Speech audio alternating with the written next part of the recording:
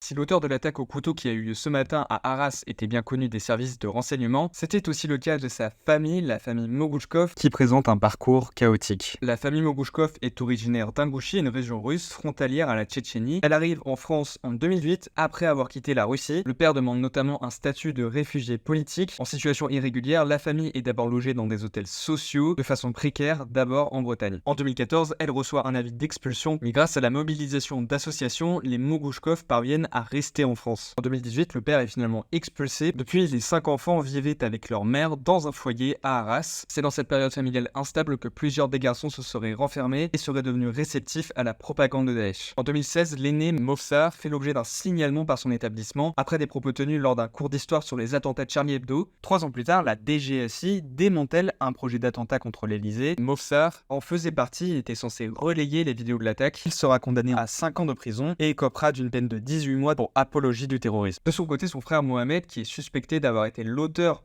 de l'attaque au couteau ce vendredi, était fiché S et suivi par les services de renseignement avec notamment des écoutes et des filatures. Jeudi, la veille de l'attaque, il avait même été contrôlé sans qu'aucune infraction n'ait pu lui être reprochée.